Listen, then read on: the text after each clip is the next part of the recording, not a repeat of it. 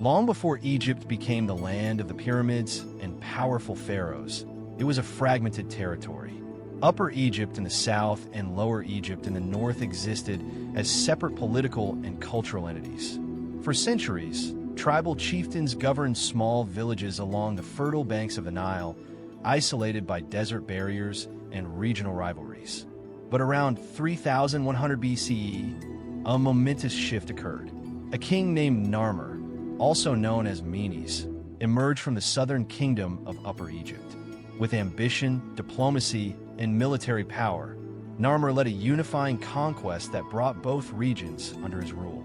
He is famously depicted on the Narmer palette, wearing the white crown of Upper Egypt on one side and the red crown of Lower Egypt on the other, a powerful symbol of unity. With this victory, the first dynasty was born. Narmer established the capital at Memphis, strategically located where Upper and Lower Egypt met. From here, Egypt's royal lineage began to form a centralized government. Bureaucracy, irrigation, writing, hieroglyphs, and taxation were organized. It was the beginning of something enduring, the Egyptian state. The king was no longer just a ruler. He became a pharaoh, a god king, seen as the human embodiment of Horus on earth and Osiris in death. This divine kingship was the foundation of pharaonic power for millennia. The unification set the stage for Egypt's first great civilization, the Old Kingdom, known as the Age of the Pyramids.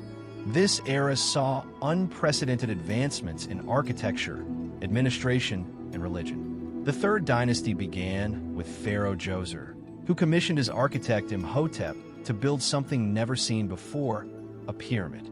The result was the Step Pyramid of Saqqara, the world's first monumental stone structure. It wasn't just a tomb, it was a symbol of eternity, stability, and divine order. Then came the fourth dynasty, with Khufu, Khafre, and Menkaure, who built the towering pyramids at Giza. The Great Pyramid of Khufu remains one of the 7 wonders of the ancient world. Built with over 2 million limestone blocks, its construction required a massive, well-organized workforce and intricate engineering. Pyramids were cosmic machines. They weren't merely graves. They were passageways to the afterlife. The pharaoh's soul was believed to rise like the sun god Ra, traveling through the stars. Temples, mastabas, and mortuary complexes were built to honor the gods and sustain the deceased pharaoh for eternity. Society was structured and stable. At the top stood the pharaoh. Beneath him, viziers, priests, and scribes managed the state. Farmers and laborers worked the Nile's banks, paying taxes through grain and goods. Egypt's calendar, based on the annual Nile flood, helped predict the seasons. Hieroglyphic writing recorded rituals, trade, and laws. This era of prosperity and divine kingship lasted for centuries. But like all golden ages, it faced decline. As the Old Kingdom ended, Egypt descended into chaos. The central government weakened. Pharaohs became figureheads.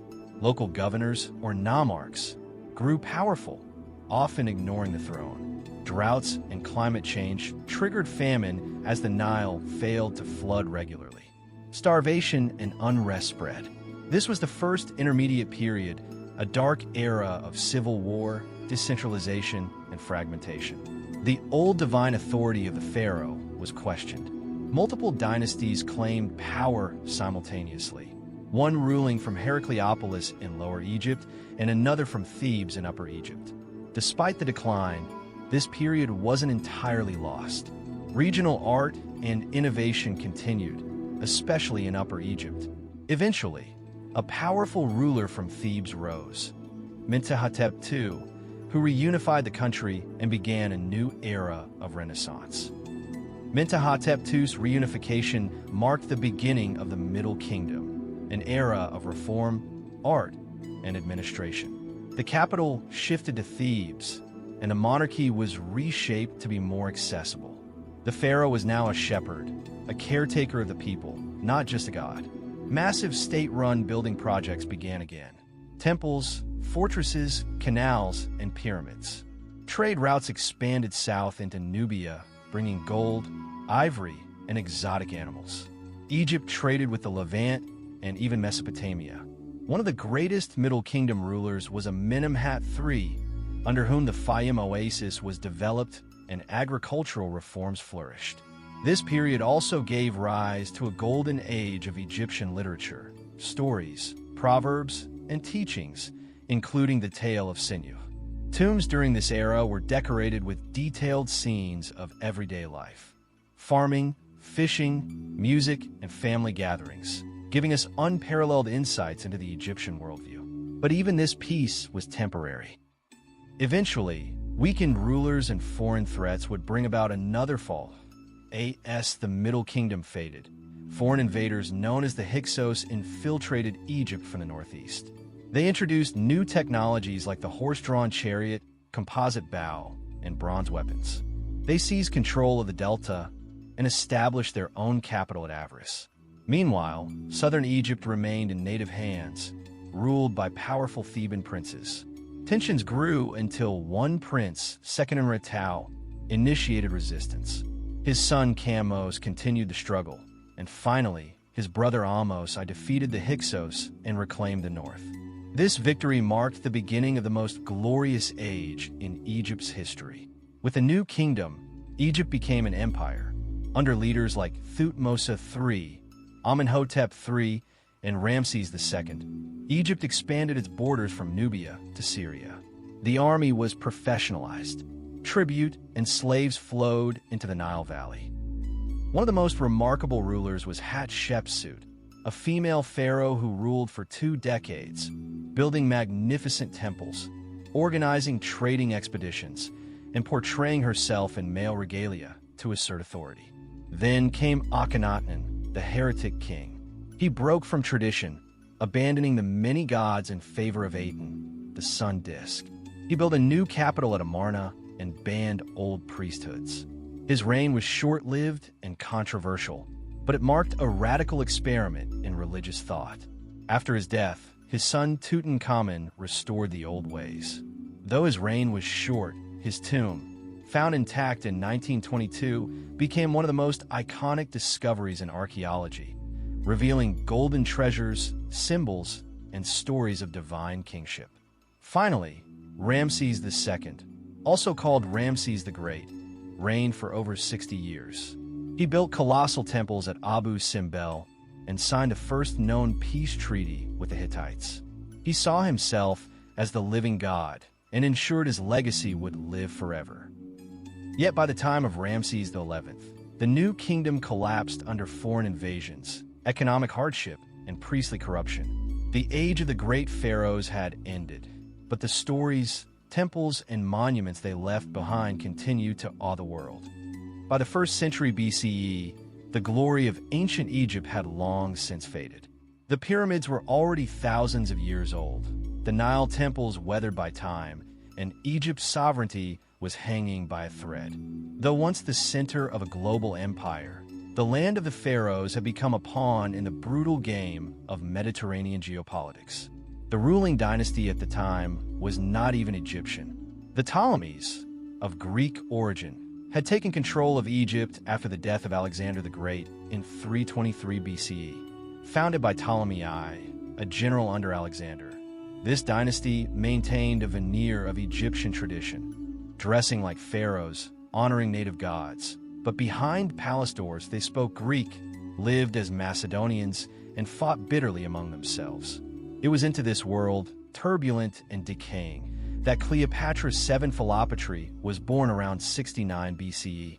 From the start, her life was wrapped in political strife. As was custom, she was married to her younger brother Ptolemy XIII and co-ruled with him. But it was Cleopatra's intelligence, linguistic skill.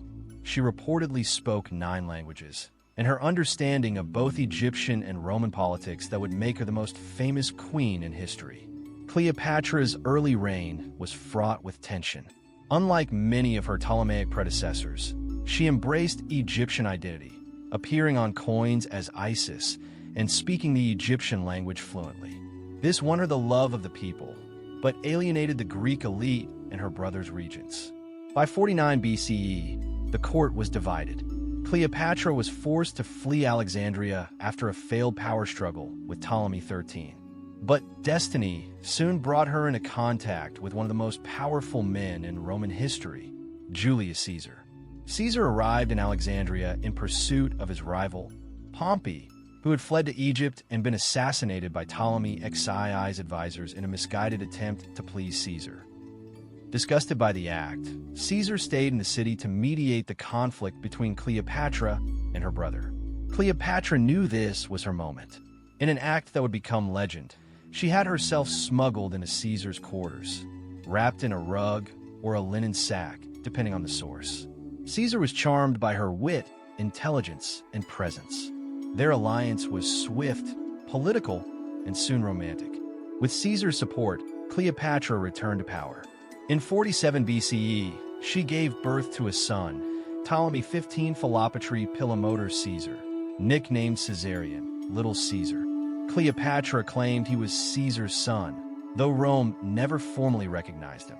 Caesar remained in Egypt for several months, longer than politically wise, sailing the Nile with Cleopatra, visiting temples, and basking in luxury. But eventually, duty called. He returned to Rome, leaving Egypt under Cleopatra's rule once again. In 46 BCE, Cleopatra traveled to Rome, staying in one of Caesar's villas with her son.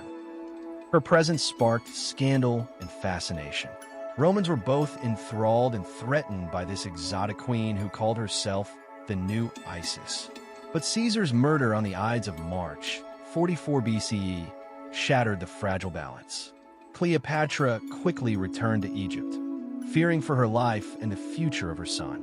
Back in Alexandria, she executed her sister Arsine IV, a rival claimant, and focused on securing her throne. But a new player was rising in Rome, Mark Antony. In 41 BCE, Mark Antony summoned Cleopatra to Tarsus to explain her loyalty. Cleopatra arrived in magnificent fashion, dressed as the goddess Isis, on a golden barge, sails perfumed, music playing. Antony, known for his love of spectacle, was seduced. Their relationship blossomed into both a passionate romance and a political alliance. Cleopatra returned with Antony to Alexandria, and together they lived in extravagance, hosting lavish feasts and forming what they called the inimitable livers. In time, Cleopatra bore Antony 3 children: Alexander Helios, Cleopatra Selene, and Ptolemy Philadelphia. They dreamed of an Eastern empire to rival Rome, with their children ruling vast territories. In 34 BCE, Antony declared Caesarion to be the legitimate son of Julius Caesar and King of Kings. He divided Roman territories among Cleopatra and their children in the grand spectacle known as the Donations of Alexandria. But this act enraged Rome. Octavian, Caesar's adopted son and Antony's rival, used it to rally public opinion. He declared war not on Antony, but on Cleopatra, framing it as a battle to save Rome from Eastern decadence. The decisive clash came in 31 BCE at the Battle of Actium, a naval confrontation off the western coast of Greece. Antony and Cleopatra's combined fleet faced Octavian's forces, commanded by the brilliant General Agrippa. The battle turned chaotic. Facing defeat, Cleopatra's ships broke off and fled. Antony followed, abandoning the fleet. It was a disaster. Their armies disintegrated. Their allies deserted them. They retreated to Alexandria, preparing for the inevitable end. In the months that followed, their power collapsed. Cleopatra attempted negotiations with Octavian, even offering her crown. But Octavian had no use for a living queen. As Octavian's forces entered Alexandria in 30 BCE, Antony received false news that Cleopatra had died. In despair, he fell on his sword. He was taken to Cleopatra, still alive, and died in her arms. Cleopatra, realizing she would be paraded in chains through Rome, chose death. On August 12, 30 BCE, she committed suicide, according to legend, by the bite of an asp. Her loyal handmaidens Charmian and Iris died beside her. Octavian allowed her to be buried beside Antony in a royal tomb. Egypt was declared a Roman province. Caesarion was executed, and the era of the pharaohs came to a final, tragic close. With Cleopatra's death, 3,000 years of Egyptian independence ended. No more would a native ruler sit on the throne of the Nile. Egypt became Rome's breadbasket, its temples, tombs, and gods now shadows under imperial rule. But Cleopatra's story did not die. For centuries, she has lived in the imaginations of poets, playwrights, and filmmakers. Was she a seductress? A strategist? A goddess? Or simply a queen fighting to preserve her people? She was the last pharaoh, the final chapter of ancient Egypt. Her alliances with the most powerful men in Rome brought her to the pinnacle of power and led to her fall. But in death, she achieved immortality.